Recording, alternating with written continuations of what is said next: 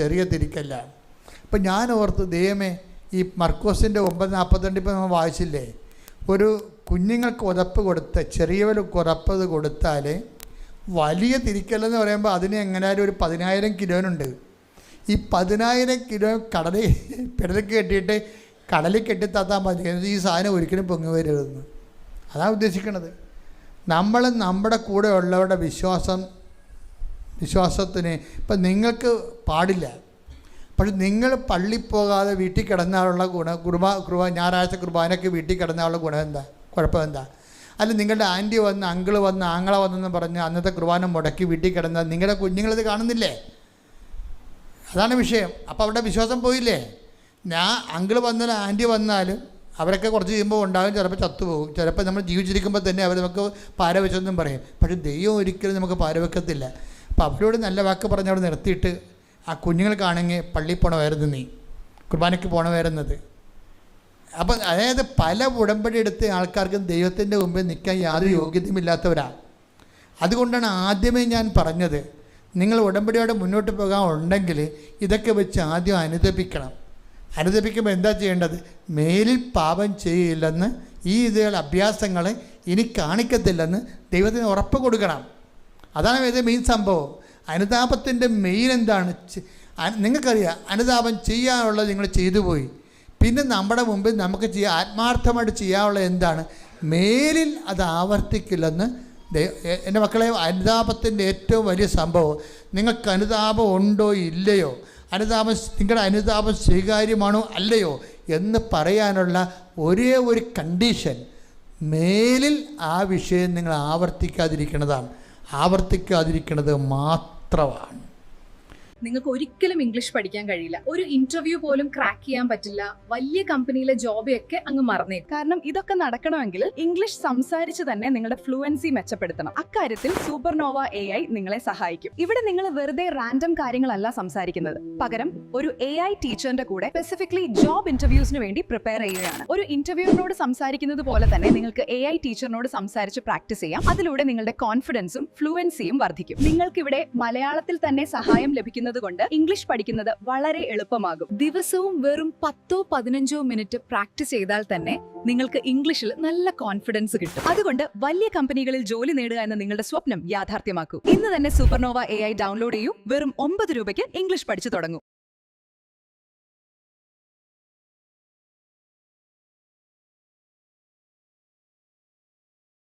Cold outside, glowing inside.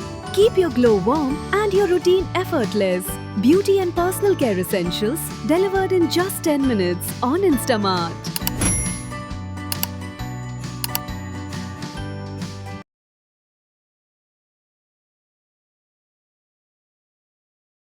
ഇവിടെ കുമ്പസാരത്തിന് വല്ല കുഴപ്പമുണ്ടോ? വല്ല കുറവുണ്ടോ? കുർബാന സ്വീകരണത്തിന് വല്ല കുറവുണ്ടോ? എന്തുകൊണ്ടാണ് ലോകത്ത് കൃപാസനത്തിൽ മാത്രമേ കുർബാന കൊടുക്കാറുള്ളൂ? 2 ആഴ്ച കഴിഞ്ഞാൽ പിന്നെ കുമ്പസാരത്തിന് കുർബാന കൊടുക്കത്തില്ല. എന്താ കാരണം? ഞങ്ങൾക്കിതിൻ്റെ കൃത്യമായ വില അറിയാം. ഇടവകയെല്ലാം കാണിക്കുന്ന പോക്രിത്തരങ്ങളെക്കുറിച്ച് അറിയാം. ഞാൻ ഇടവക എത്രയോ പള്ളി വികാരിയായിരുന്നവരാണ്. അപ്പോൾ അവരുടെ എല്ലാം ആത്മീയസ്ഥിതി അറിയാം. അവർ ഈ ജന്മത്ത് കുർബാന സ്വീകരിക്കാൻ യാതൊരു യോഗ്യതയില്ലാത്തവന്മാരും ഞായറാഴ്ച നാട്ടുകാരെ കാണിക്കാൻ വേണ്ടി പേപ്പറിട്ട് നാട്ടിൽ നിൽക്കണ പോലെ നാക്ക് നീട്ടണം ഞാൻ കണ്ടിട്ടുണ്ട്. ഞാൻ പറഞ്ഞു, ഞാൻ കർത്താവിൻ്റെ അടുത്ത് പറഞ്ഞു, കർത്താവ് ഇവനിത് യോഗ്യനല്ല, പക്ഷേ ഇവനെ അപമാനിക്കാൻ ഞാൻ തയ്യാറല്ല. പൗസപിതാവ് പോലും കാണിച്ചില്ലേ, മറിയത്തെ അപമാനിക്കാൻ ഇഷ്ടമില്ലാത്ത കാരണം രഹസ്യത്തിൽ ഉപേക്ഷിച്ചതുപോലെ രഹസ്യത്തിൽ ഉപേക്ഷിച്ചിട്ടാണ് ഈ സാധനം കൊടുക്കുന്നത്. എന്താ കാര്യം? He's not worthy to receive it. കാര്യം അവൻ നാട്ടുകാരുടെ മുമ്പിൽ നല്ല വെള്ളം ചമയാൻ വേണ്ടി ദൈവത്തെ പറ്റിക്കുകയാണ് അവൻ ചെയ്യണത്. അപ്പോൾ അത് ഞാൻ വിചാരിച്ച് കൃപാസനത്തിൽ നടക്കത്തില്ല. നമ്മൾ ദൈവത്തോടും ദൈവികമായ രഹസ്യങ്ങളും കാണിക്കുന്ന നിശ്ചിതവും കണിശവുമായിട്ടുള്ള ചില സത്യസന്ധമായ നിലപാടിൻ്റെ ഭാഗത്തിലാണ് നിങ്ങളെ ദൈവം അനുഗ്രഹിക്കണമെന്ന് ഓർക്കണം. അതുകൊണ്ട് അനുതാപം എന്ന് പറയണത്, അതിൻ്റെ സത്യസന്ധമായ അനുതാപമാണെങ്കിൽ അതിൻ്റെ അകക്കാമ്പെന്ന് പറയുന്നത് വീണ്ടും അത് ആവർത്തിക്കാതിരിക്കുന്നതാണ്. വീണ്ടും നിങ്ങൾ ആവർത്തിക്കുകയാണെങ്കിൽ നിങ്ങൾ ചെയ്തിരിക്കുന്നത് അനുതാപമല്ല, ശരിക്കും പറഞ്ഞാൽ അത് ഒരു അഡ്ജസ്റ്റ്മെൻറ്റാണ്. ഇന്ന് പല അനുതാപവും അഡ്ജസ്റ്റ്മെൻറ്റുകളാണ് അനുതാപം എന്ന് വിളിക്കണത്. അപ്പോൾ അഡ്ജസ്റ്റ്മെൻറ്റ്, ദൈവത്തിൻ്റെ അടുത്ത് അഡ്ജസ്റ്റ്മെൻറ്റ് പോയിട്ട് കാര്യമില്ല. അനുതാപം തന്നെ വേണം. പ്രാർത്ഥിക്കുക, കർത്താവായ ദൈവമേ, എൻ്റെ ആധ്യാത്മിക അഡ്ജസ്റ്റ്മെൻറ്റ് ജീവിതത്തിൽ നിന്ന് ആത്മാർത്ഥതയുള്ള അനുതാപ ജീവിതത്തിലേക്ക് എന്നെ അഭിഷേകം ചെയ്യണം. ഹല്ലേലൂയ.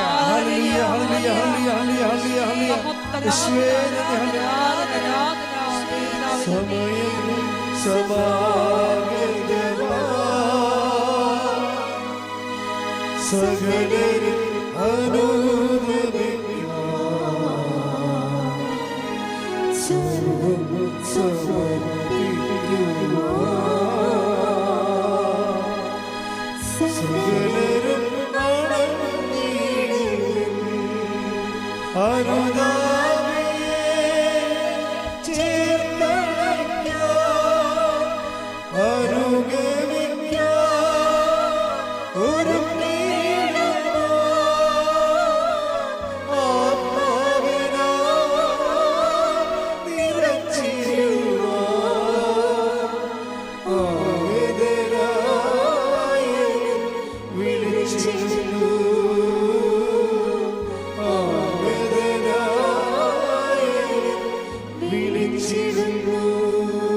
പരിശുദ്ധ പരമദിവ്യകാരുണ്യത്തിന് ആരാധനയും സ്തുതിയും പുകഴ്ചയും ഉണ്ടായിരിക്കട്ടെ.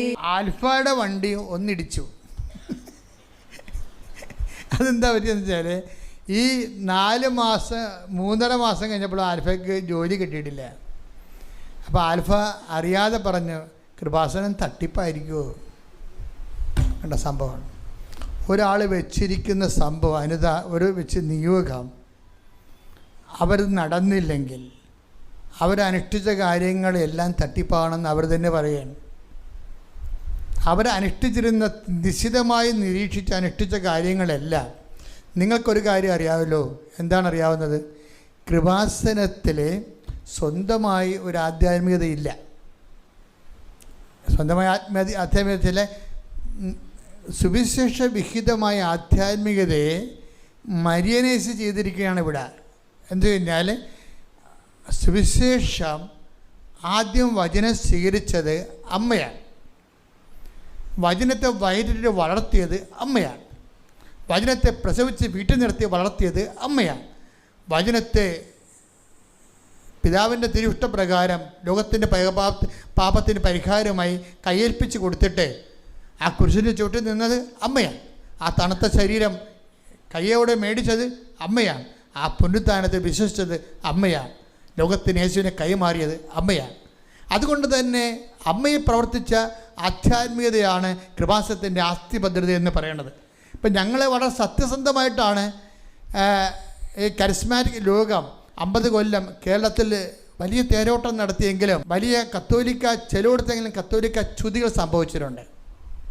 കാര്യം ചില ധ്യാനകേന്ദ്രങ്ങൾ അക്കാലങ്ങൾ പ്രസംഗിക്കുമ്പോൾ അമ്മയുടെ രൂപങ്ങൾ പോലും ആ സ്റ്റേജിലില്ലായിരുന്നു. ആ ധ്യാനകേന്ദ്രത്തേക്ക് ഇന്നത്തെ അവസ്ഥ നിങ്ങൾ നോക്കണം.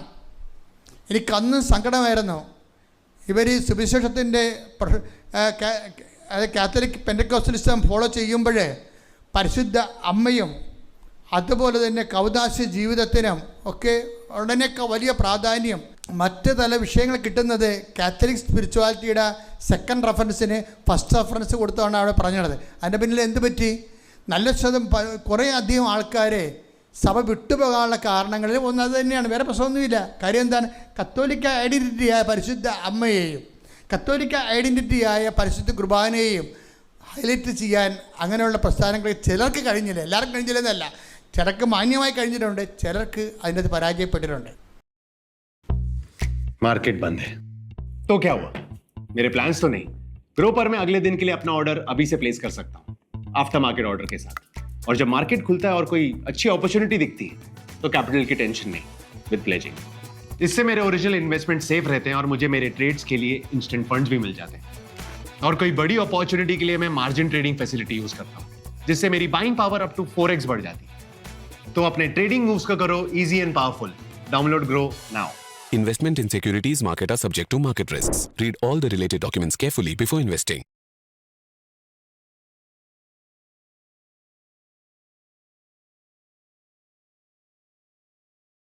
വെറും ₹1 കൊണ്ട് തന്നെ നിങ്ങൾക്ക് വിദ്യ ആപ്പ് സ്റ്റാർട്ട് ചെയ്യാം. വീട്ടിലിരുന്നു കൊണ്ട് പാർട്ട് ടൈമായി ഡെയിലി എങ്ങനെ പണം സമ്പാദിക്കാമെന്ന് ഇവിടെ പഠിക്കാം. ബിൽ ഗേറ്റ്സ് ചെയ്തു, ടാറ്റ ചെയ്തു, ജുൻജുൻവാല ചെയ്തു. അപ്പൊ നിങ്ങൾക്ക് എന്തുകൊണ്ട് ചെയ്യാൻ പറ്റില്ല? വിദ്യ ആപ്പിൽ ഫേസ്ബുക്ക്, വാട്സ്ആപ്പ്, പേടിഎം വഴി പണം എങ്ങനെ ഉണ്ടാക്കാം എന്ന് പഠിപ്പിക്കും. 100-ൽ കൂടുതൽ വെരിഫൈഡ് ആപ്സ് വഴി പാർട്ട് ടൈം ഇൻകം എങ്ങനെ ഉണ്ടാക്കാം എന്നും പഠിക്കാം. ചെറിയ ഇൻവെസ്റ്റ്മെന്റിൽ ബിസിനസ് സ്റ്റാർട്ട് ചെയ്യാൻ, സ്റ്റോക്ക് മാർക്കറ്റിൽ ഇൻവെസ്റ്റ് ചെയ്യാൻ, യൂട്യൂബ് ചാനൽ ഗ്രോ ചെയ്യാൻ, ഇൻസ്റ്റഗ്രാമിൽ വൈറൽ ആകാൻ, ഇതെല്ലാം വിദ്യ ആപ്പിൽ പഠിക്കാം. യൂട്യൂബ്, ഇൻസ്റ്റാഗ്രാം മാത്രം മതിയെന്ന് കരുതരുത്. അവിടെ ലേണിംഗ് ഇല്ല, വ്യൂസ് മാത്രം. അതുകൊണ്ട് ഇതാണ് സമയം.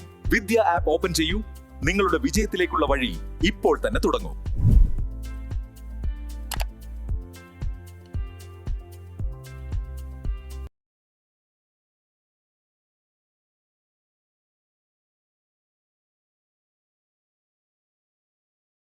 അപ്പം അതുകൊണ്ട് തന്നെ എന്ത് പറ്റും? കേരള സഭയ്ക്ക് ആ കാലങ്ങളിൽ ഒരു വളർച്ച ഉണ്ടായി.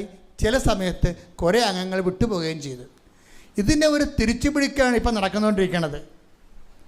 കേരളത്തിലെ ഒരു 10 കൊല്ലം കൂടി കഴിഞ്ഞാൽ ഉടമ്പെടുക്കാത്ത കുടുംബം കാണത്തില്ല. ആരെല്ലാം അമ്മയെ ഇവിടുന്ന് വിട്ടുപേക്ഷിച്ചിട്ടുണ്ടോ അവിടെ എല്ലാ ഹൃദയങ്ങളിലും കുടുംബങ്ങളിലും അമ്മയെ പ്രതിഷ്ഠിച്ച് മാത്രമേ കൃപാസനം പ്രത്യക്ഷീകരണത്തിൽ ദൈവം നിസ്തബ്ധനായി ഇരുന്നു കൊണ്ട് ചെയ്യുന്ന, ഉറങ്ങാതിരുന്നുകൊണ്ട് ജാഗ്രതാ പ്രവർത്തനം അതാണ്. എന്താണ്? എവിടെയെല്ലാം അമ്മയെ നഷ്ടപ്പെട്ടിട്ടുണ്ടല്ലോ, ആരെല്ലാം സുവിശേഷ സാക്ഷ്യം വഹിക്കുന്നതിൻ്റെ വ്യംഗ്യ അതിൻ്റെ ഭാവത്തിൽ പരിശുദ്ധ അമ്മയുടെ ആധ്യാത്മികത മറന്നു പോയിട്ടുണ്ടോ? ലോകത്തെ യേശുക്രിസ്തുവിനെ കൊടുത്തയാളെ, ലോകത്തിന് യേശുക്രിസ്തുവിനെ കയ്യേൽപ്പിച്ച് കൊടുത്ത് വചനത്തെ വയറ്റിട്ട് വളർത്തിയ ആളെ മറന്നുകൊണ്ട് ഒരു സുവിശേഷ വില യഥാർത്ഥ സഭയ്ക്ക് ഇല്ലെന്നുണ്ടെങ്കിൽ യഥാർത്ഥ സഭയുടെ ആധ്യാത്മികതയെ തിരിച്ചുപിടിക്കുകയാണ് കൃപാസന ഉടമ്പടി ധ്യാനത്തിലൂടെ ചെയ്യുന്നത്. അതാണ് ഇതിൻ്റെ സത്യസന്ധത എന്ന് പറയണത്. അതുകൊണ്ട് തന്നെ ആൾക്കാർക്ക് വാരിക്കൊരു അനുഗ്രഹം കിട്ടുന്നതിന് 5 ദിവസത്തെ ധ്യാനം ആവശ്യമില്ല. ഒറ്റ ഉടമ്പടി എടുക്കാൻ തീരുമാനിക്കുമ്പോൾ തന്നെ ഇവർ പറയുന്ന അനുഗ്രഹം വീട്ടിൽ ദൈവം കൊണ്ടുവന്ന് കൊടുക്കുകയാണ്. ആ അനുഭവങ്ങളാണ് നമ്മൾ കേട്ടുകൊണ്ടിരിക്കുന്നത്. അതിന് ഏറ്റവും പ്രധാനപ്പെട്ട കാരണം എന്താണ്? നീ സുവിശേഷമാകണം. രണ്ടാമത്തെ പ്രധാനപ്പെട്ട കാര്യം എന്താണ്? നീ സുവിശേഷം ഏകണം. നിൻ്റെ ഓരോ ശ്വാസത്തിൽ ക്രിസ്തുവിനെ കൈമാറാൻ വേണ്ടി, ലോകത്തെ കയ്യേൽപ്പിക്കാൻ വേണ്ടി മരിയൻ മിഷൻ നിങ്ങൾ ഏറ്റെടുക്കുന്ന സ്ഥലത്ത് അതാണ് ക്രിസ്മസിന് ആധ്യാത്മികത എന്ന് പറയുമ്പോൾ ആ ആധ്യാത്മികത തട്ടിപ്പായിരിക്കുമെന്ന് സ്വയം കരുതണമെന്നുണ്ടെങ്കിൽ ആരും അവരോട് നേരത്തെ ഇങ്ങനെയുള്ള തെറ്റായ ഉപദേശങ്ങൾ കൊടുത്തിട്ട് അതിനവർ വശംവദയായി പോയത് കൊണ്ടാണ്. അങ്ങനെ വശംവദയായി പോയ ആൾക്കാർക്കാണ് പിന്നീട് ഉടമ്പടി എടുക്കുമ്പോൾ പമ്മലുണ്ടാകുന്നതിൻ്റെ കാരണം.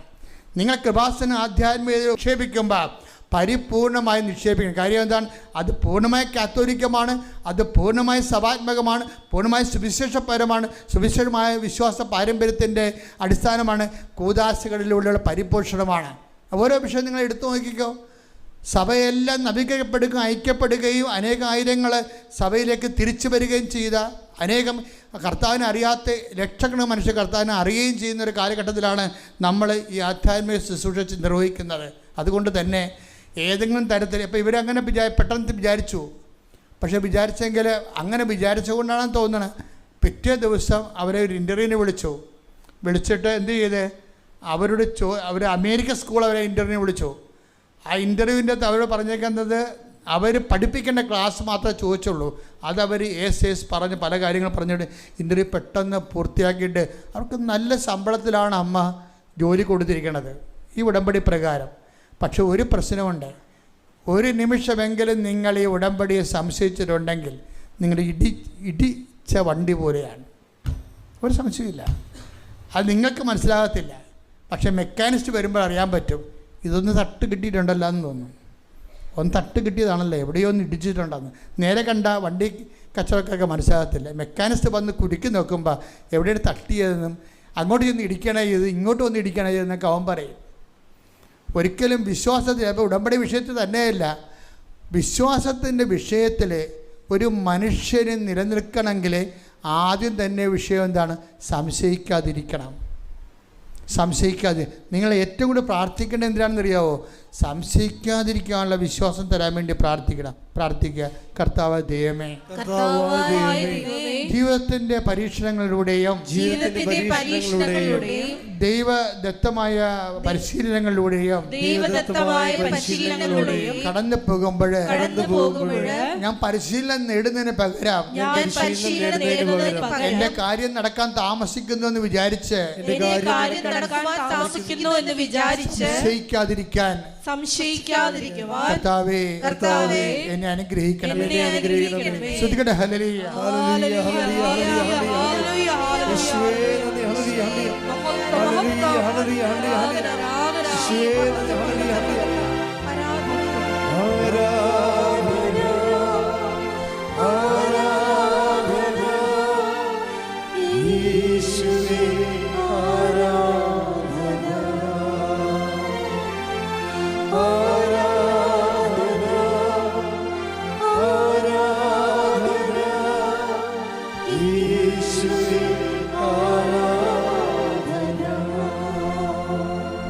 എൻ്റെ പ്രിയപ്പെട്ട വിഷയം, ഈ വിശ്വാസമായാലും സ്നേഹമായാലും രണ്ട് കാര്യം സംഭവിക്കുന്ന ബൈബിൾ പറയണത്.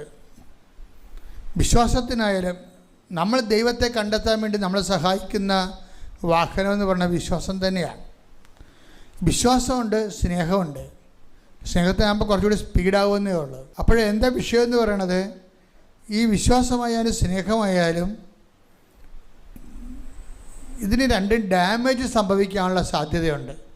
അത് നമ്മൾ പ്രിക്കോഷൻ ഉണ്ടാകണം. ഇപ്പം ഞാൻ ഒന്ന് നിങ്ങളോട് നേരത്തെ പറഞ്ഞായിരുന്നു, എന്താണ് വിശ്വാസത്തിനുള്ളൊരു കുഴപ്പം എന്താണ്, ചില സമയത്ത് അത് ക്ഷയിച്ചു പോകാൻ സാധ്യതയുണ്ട്. അതുകൊണ്ടാണ് കർത്താവ് പറഞ്ഞത് മധ്യസ്ഥ പ്രാർത്ഥന കൊണ്ടായിരിക്കും എപ്പോഴും വിശ്വാസത്തെ ക്ഷയിച്ചു പോകുന്നത് പരിഹരിക്കാൻ പറ്റത്തുള്ളൂ.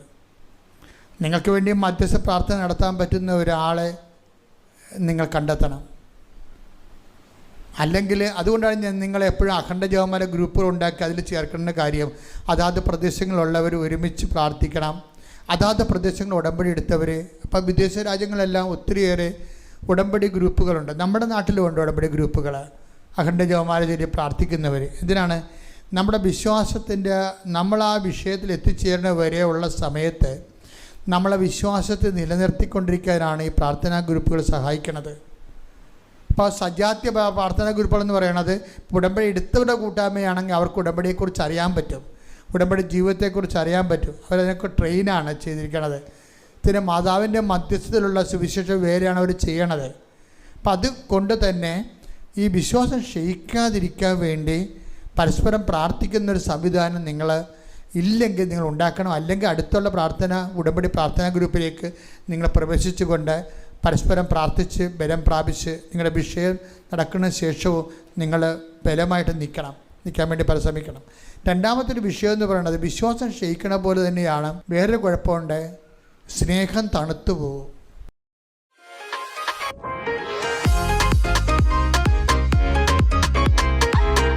ഒരു സ്റ്റേഡിയത്തിൽ ചങ്ങലകളാൽ പൂട്ടിയിടപ്പെട്ട ലിയോ മുന്നിൽ ജീവനെടുക്കാനൊരുങ്ങി 40 കൈകളുള്ള ഭീകരജീവി. ശത്രുവായ വിപാശ നൽകിയ അവസരം ഒന്നു മാത്രം, രക്ഷകനായ സൂര്യനെ വിളിക്കുക. എന്നാൽ എല്ലാവരും കാത്തിരിക്കുന്ന ആ നായകൻ അവൻ തന്നെയാണെന്നിരിക്കെ ലിയോ ആരെയാണ് സഹായത്തിനായി വിളിക്കേണ്ടത്? തുടർന്ന് കേൾക്കൂ. ഡെവിൾ സോൾ ഉള്ളവർ മാത്രമേ അതിനെ നേരിടാൻ പോകൂ, അല്ലെങ്കിൽ നിങ്ങളെല്ലാം മരിക്കും. എല്ലാവരും ഒരുമിച്ച് അതിനെ ആക്രമിക്കൂ. പറക്കുന്ന പാമ്പ് തീ വമിച്ചുകൊണ്ടിരിക്കുന്നു, ജാഗ്രതയായിരിക്കൂ. ലിയോ കണ്ടു നിന്നപ്പോൾ ഒന്നൊന്നായി എല്ലാവരും ആ പറക്കുന്ന പാമ്പിനെ ആക്രമിക്കാൻ തുടങ്ങി. പക്ഷേ ആ പാമ്പ് മരിക്കാൻ തയ്യാറല്ല. പെട്ടെന്ന് ലിയോയുടെ മനസ്സിൽ ഒരാശയം തോന്നി. അവൻ തന്റെ അമ്പും വില്ലും എടുത്ത് ആ 6 ചിറകുള്ള പാമ്പിനെ ലക്ഷ്യം വെച്ചു.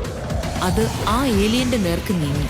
അടുത്ത നിമിഷങ്ങളിൽ ആ അമ്പ് ആ പാമ്പിന്റെ നെഞ്ചിലൂടെ കടന്ന് അതിന്റെ ശരീരം താഴെ വീണു. നോ! ആരാണ് എന്റെ ഇരയെ വേട്ടയാടിയത്? ഞാൻ മുൻപേ തന്നെ മുന്നറിയിപ്പ് നൽകിയിരുന്നു, അവസാന ആക്രമണം ഞാൻ ചെയ്യുന്നു. ആരാണ് സ്വന്തം മരണത്തെ വിളിച്ചു വരുത്തിയത്? എല്ലാവരും തന്റെ നേർക്ക് വരുന്നത് കണ്ടപ്പോൾ അവൻ ഭയന്നു. അവന്റെ കാൽ പർവ്വതത്തിൽ നിന്ന് തെറ്റി ലിയോ താഴെ ഗർത്തത്തിലേക്ക് വീണു. പറയലിയോ, നിങ്ങൾക്ക് സൂര്യനിടയിൽ എന്താ ബന്ധം? എങ്ങനെ സൂര്യന്റെ ആയുധങ്ങൾ നിന്റെ കൈവശം വന്നതും നിന്നെ സംരക്ഷിക്കുന്നതും? വിപാഷയുടെ ഭീഷണികൾ കേൾക്കുമ്പോൾ ലിയോ വേദനയിൽ വിറച്ചുകൊണ്ട് കസേരയിൽ ഇരുന്നു. അവനെ അവൾ കെട്ടിയിട്ടിരിക്കുകയായിരുന്നു. ലിയോയ്ക്ക് വിപാഷയോട് ഉത്തരം നൽകാൻ വാക്കുകളില്ലായിരുന്നു. കാരണം ലിയോ തന്റെ സ്വന്തം ഗെയിമിൽ കുടുങ്ങിയിരുന്നു. ലിയോ എന്തെങ്കിലും പറയുന്നതിന് മുൻപ് വിപാഷ ലിയോയ്ക്ക് ഒരു ശക്തമായ അടി കൊടുത്തു. ലിയോയ്ക്ക് അന്നേരം തല കറങ്ങി. അവന്റെ കണ്ണുകൾ മങ്ങിയപ്പോൾ അവന്റെ ചെവിയിൽ ഒരു ഭീകരമായ ശബ്ദം കേട്ടു. ചങ്ങലകളാൽ ബന്ധിക്കപ്പെട്ട ലിയോ ഒരു സ്റ്റേഡിയത്തിന്റെ മധ്യത്തിൽ ഒരു കൂട്ടം ആളുകളുടെ മുന്നിൽ നിൽക്കുന്നു. അവന്റെ നേരെ മുന്നിൽ ഒരു കൂട്ടിൽ 40 കൈകളുള്ള ഒരു ഭീമാകാരമായ ഏലിയൻ ഉണ്ട്. അത് ലിയോയെ നോക്കി ഉറക്കെ ശബ്ദമുണ്ടാക്കി. ഇതെന്താ? എന്തുകൊണ്ട് എന്നെ ഇവിടെ ഇതിന്റെ മുന്നിൽ നിർത്തിയിരിക്കുന്നത്? ലിയോ, നീ നിന്റെ ജീവൻ രക്ഷിക്കാൻ ആഗ്രഹിക്കുന്നെങ്കിൽ സൂര്യനെ വിളിക്ക്. ഇനി സൂര്യൻ വരുന്നുണ്ടോ ഇല്ലയോ എന്നതിനെ ആശ്രയിച്ച നിന്റെ ജീവിതവും മരണവും തീരുമാനിക്കുന്നത്. നിന്റെ കൗണ്ട് ഡൗൺ ഇപ്പൊ തുടങ്ങുന്നു. വിപാഷയുടെ സൂചന പ്രകാരം ആ 40 കാലുകളുള്ള വിശപ്പുള്ള ഏലിയന്റെ കൂട് തുറന്നു. വേഗത്തിൽ അത് ലിയോയുടെ നേർക്ക് നീങ്ങാൻ തുടങ്ങി. കൊല്ലാൻ വരുന്ന ആ ഏലിയന്റെ മുന്നിൽ പെട്ടിരിക്കുന്ന ലിയോയ്ക്ക് പക്ഷെ തന്നെ രക്ഷിക്കുവാനായി സൂര്യനെ വിളിക്കാൻ കഴിയില്ല. കാരണം ലിയോ തന്നെയാണ് സൂര്യൻ. അപ്പോൾ ലിയോ എങ്ങനെയാണ് വിശപ്പുള്ള ആ ഏലിയനിൽ നിന്നും തന്നെ രക്ഷിക്കാൻ പോകുന്നത്? വിപാഷ വിരിച്ച വലയിൽ നിന്ന് ലിയോ രക്ഷപ്പെടുമോ? ലിയോയുടെ സത്യം എല്ലാവരുടെയും മുന്നിൽ വെളിവാകുമ്പോൾ എന്ത് സംഭവിക്കും? ഈ കഥ കോടിക്കണക്കിന് ആളുകൾക്ക് ഇഷ്ടപ്പെട്ടിട്ടുണ്ട്. ലോകമെമ്പാടും പ്രശംസിക്കപ്പെടുന്ന ലിയോ AD 2500 എന്ന ഈ കഥ കേൾക്കാൻ ആളുകൾ സന്തോഷത്തോടെ പണം ചെലവഴിക്കുന്നു. എന്നാൽ ഇപ്പോൾ ഈ കഥ നിങ്ങൾക്ക് സൗജന്യമായി ലഭിക്കുന്നു. ഈ അത്ഭുതകരമായ കഥ അപ്രത്യക്ഷമാകുന്നതിന് മുൻപ് ഇപ്പോൾ തന്നെ ഇൻസ്റ്റാൾ നൗ ബട്ടണിൽ ക്ലിക്ക് ചെയ്യുക. പോക്കറ്റ് FM ഇൻസ്റ്റാൾ ചെയ്യുക. കഥയുടെ പൂർണ്ണ ആസ്വാദനം നേടുക. കാരണം ഇതൊരു സാധാരണ കഥയല്ല, ഇതൊരു നിധിയുടെ ചാവിയാണ്. ഇത് കേട്ടാൽ നിങ്ങൾ നിങ്ങളുടെ സുഹൃത്തുക്കളുടെ ഇടയിൽ ഒരു സ്റ്റാറായി മാറുമെന്ന് ഉറപ്പ്. Download now.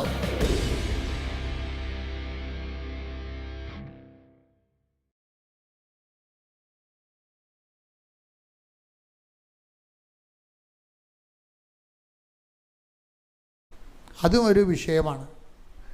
ഈ വിശ്വാസം ക്ഷയിച്ചു പോകും, സ്നേഹം തണുത്തു പോകുമെന്ന് പറയണത് എൻ്റെ ഒരു സങ്കല്പത്തിൽ പറയണതല്ല, കർത്താവിൻ്റെ വചനത്തിലുള്ളതാണത്. എങ്കിലും മനുഷ്യപുത്രൻ വരുമ്പോൾ ഭൂമിയിൽ വിശ്വാസം കണ്ടെത്തുമെന്ന് ചോദിക്കുമ്പോൾ തന്നെ അധർമ്മം വർദ്ധിക്കുമ്പോൾ സ്നേഹം തണുത്തു പോകുമെന്ന് പറയുന്നു. Take the bed of God. ശ്രുതികട്ടെ hallelujah hallelujah hallelujah hallelujah. Mathai 24:12. Mathai 24:12. അധർമ്മം വർദ്ധിക്കുന്നതിനാൽ പലരുടെയും സ്നേഹം തണുത്തു പോകും. ഇപ്പം ഒരു വിഷയം, നമ്മളൊരു ദൈവത്തിലേക്ക് എത്തിച്ചേരണതിന് നമുക്കെന്ത് വേണം? വിശ്വാസം വേണം, പ്രത്യാശ വേണം, സ്നേഹം വേണം.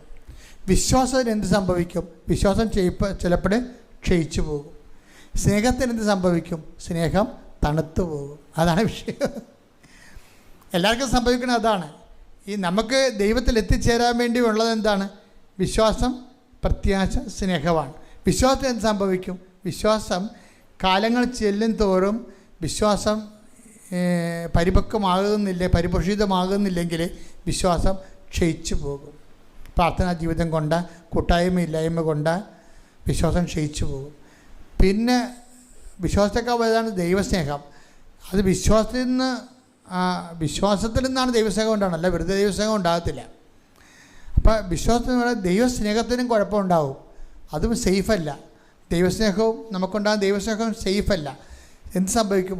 അധർമ്മം വർദ്ധിക്കുകയാണെങ്കിൽ സ്നേഹം തണുത്തു പോകും. അതാണ് ഒരു വിഷയമാണ്.